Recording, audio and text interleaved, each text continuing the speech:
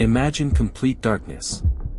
Days merge into nights, time disappears, and the world becomes a prison.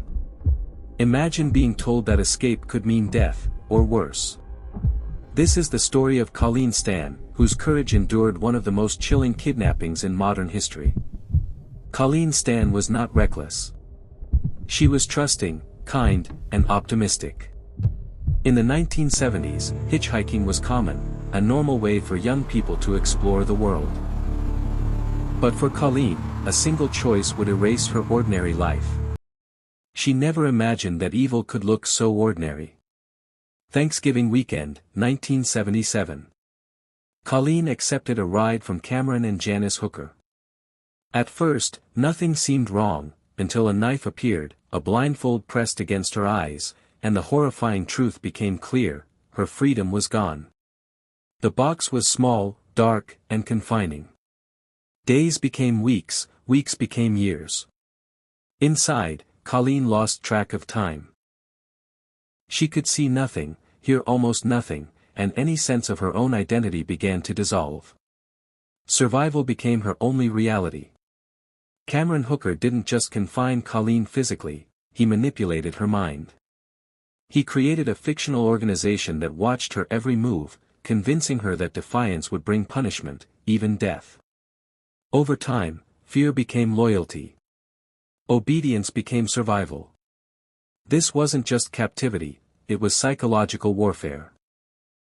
Eventually, Colleen was allowed outside the home. She went to work, spoke to others, and appeared free. But she remained trapped.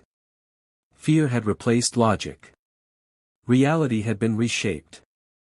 Survival no longer looked like escape, it looked like compliance. Janice Hooker's role remains one of the most debated aspects of the case.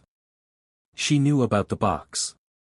Was she a victim, an enabler, or both? Over time, doubt crept in, and the illusion began to crack.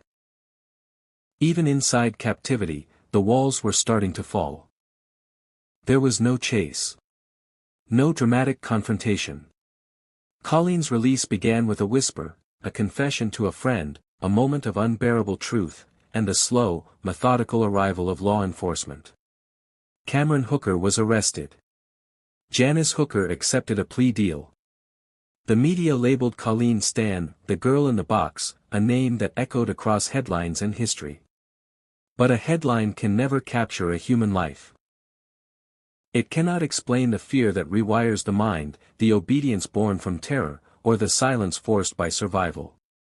Cameron Hooker faced justice as the evidence revealed the full scale of his manipulation and cruelty. Janice Hooker's plea deal exposed a disturbing reality, that control does not always come with chains, and that victims can be coerced into becoming participants. And at the center of it all stood Colleen, not as a symbol, not as a headline, but as a woman trying to understand how freedom feels after years of unimaginable confinement. Freedom did not erase the trauma.